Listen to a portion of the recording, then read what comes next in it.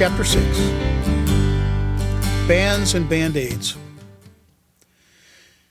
I've already mentioned my music addiction, and that's really what it was. What I'll share in this chapter happened at one point prior to my water baptism.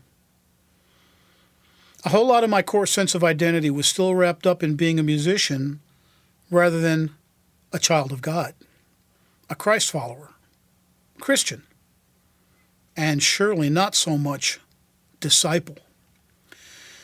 Plenty of godly folks through the ages have lamented at the vast number of converts versus actual disciples amongst those professing to be Christians.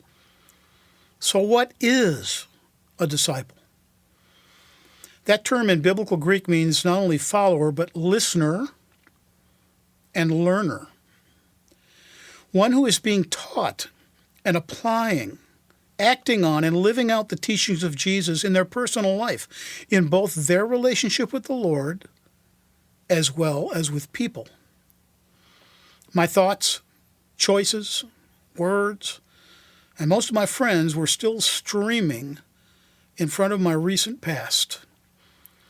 Being in bands and being influenced by the temptations involved in the music scene continued to feed my old BC, before Christ, habits and lifestyle.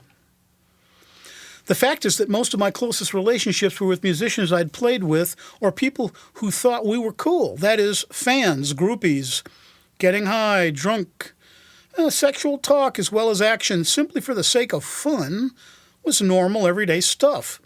This was typical with the people I hung out with, regardless of the band or music style. In a very short span of years, I joined, quit, in some cases rejoined, quit again, and eventually formed many bands. People loved me or hated me, and I guess liked my vocal and musical abilities. So this meant, especially in an area of town with few strong singers, I was often welcomed into groups. The issue was that I also got tired of the music and often the people in them rather quickly. In perhaps 4 or so months, we'd rehearse, play shows, and then I'd get bored or just in the mood for something else and quit. When I would leave, a lot of those bands would fold up, having no singer to carry the songs.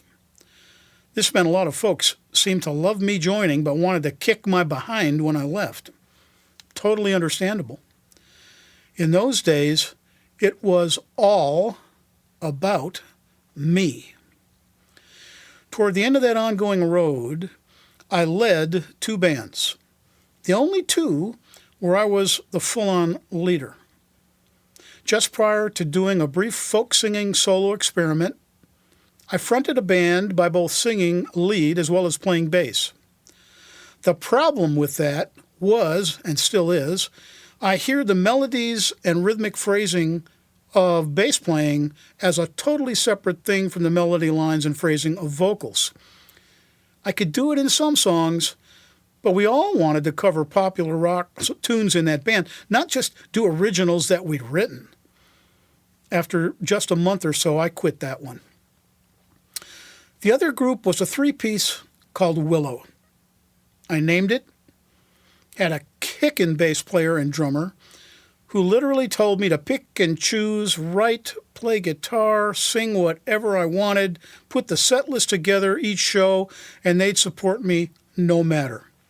They indeed did. Now, this was something new, and honestly, nothing I'd ever done prior, not in some 16 or so bands over the 6 years I'd been regularly writing songs and playing shows. Then came the night we opened for one of the most respected and truly great Milwaukee bands of that time. The place was packed out. Willow was on a small side stage in the same room, but all our high school friends had come out for the gig. Between those kids and the rest of the house, it was one of those special nights when it seemed we could do no wrong, song after song. The place went nuts. I pulled out a second guitar and played slide as well, and the 3 of us were fairly on fire that night. We weren't supposed to do an encore, but the audience wouldn't let us get out of the back door without one. Finishing the set, it was nearly impossible to walk through the crowd to leave the place. We didn't have any recordings or merch, so we had just planned to go party afterwards. Everyone was crazy kind. Smiles, hugs, and they all wanted to talk with each of us, and it was actually a bit overwhelming. My bass player and drummer hung out a while I finally made it through the people to the parking lot alone. I felt pretty strange, not at all like I'd expected. The audience was still chanting our name even into the main act's first song. I walked across the parking lot to the curb. I sat down, looking at the traffic zipping by, and tried to figure out why I was feeling like I did. Why no sense of accomplishment? Why no elation after such an amazing show? It was one of those moments you don't prepare for. Things like this would happen to me. I hadn't seen it coming. At that very moment, I heard a still, small voice. In my mind, a simple sentence followed by a question. Well, I've allowed you to get exactly what you've always wanted. Are you happy? I found myself muttering, no, not at all. Somehow, all this seems so empty, and I don't understand why. In a short time, I told the guys I had to move on, and if memory serves, except for that bit of solo folk singing, which happened before and after, I only had one more band experience before ending that chapter of my life. As I'd written songs about Jesus and elements of my faith began surfacing in lyrics that I wrote, that's what I brought to a few shows as well as a local Milwaukee PBS TV broadcast that summer. I don't remember how I joined them again, but being in my cousin Mike's band off and on, Misery's Sons was the name, mostly singing but on occasion also playing a little rhythm guitar, either he asked me back in or perhaps I was tempted and asked him for one more go-round. The day came. We played a show, the last set of the day.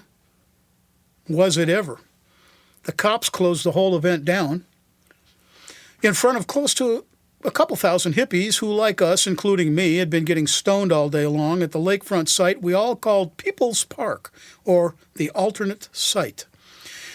I didn't know it then, but I was also reaching the end of my habitual yo-yo spirituality.